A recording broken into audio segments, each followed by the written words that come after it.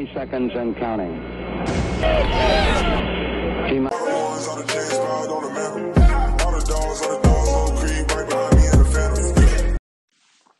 Hey, what's up, guys? I'm Drew here with Clutch City Entertainment, and we have some breaking news in the Texans world for you. Cornerback Terrence Mitchell has been released. This release will save about $3 million in cap, with also a $250K hit in the dead cap. Looking at the stats from this season, Terrence Mitchell finished the year with 60 tackles and only 1 interception. He was also replaced at the end of the season by Lonnie Johnson. We don't know if it was part of injury or just trying to get the young guys in here. But Terrence Mitchell did kind of fall off a little bit. He was originally brought in to be the veteran presence, the guy who would play well in Lovey's cover 2 system, but it just didn't seem to work out. This wasn't someone the Texans necessarily needed to keep on the roster.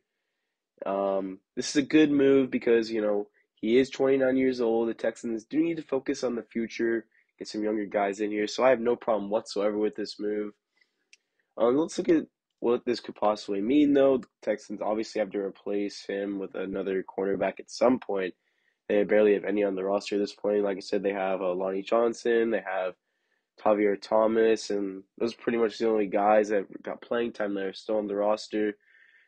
Desmond King, our starting quarterback, is also a free agent now, unless the Texans choose to re-sign him in the next couple of days, but otherwise he's going to be hitting free agency. A couple of guys the Texans could look for in free agency, notable names like Stephon Gilmore, some veterans like Kyle Fuller, Joe Hayden, Patrick Peterson, Kevin King, Xavier Rhodes. One of my guys I really like who would fit really well, Ahkello Witherspoon. He's 6'3", pretty fast guy. Great break on the ball. Charvarius Ward, another lengthy speed guy. Pretty good ball hawk. I know Chiefs fans really like him.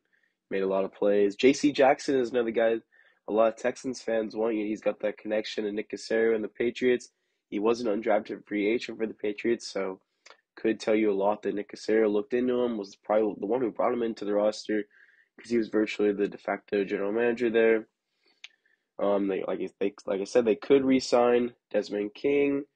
There's some other veteran guys that they could have in free agency. It's not a super deep free agency draft class, but that's something for the Texans to think about. In terms of cornerbacks, there's a lot of cornerbacks I like in the draft. A potential thought here is that the Texans could have made this move because of an impending trade for Deshaun Watson. For example, the Panthers have a lot of interest in Deshaun. They have 2 young cornerbacks in J.C. Horn and C.J. Anderson, both relatively young, both former first-round picks. Of course, J.C. Horn got drafted last year with the 8th overall pick, but he did get hurt.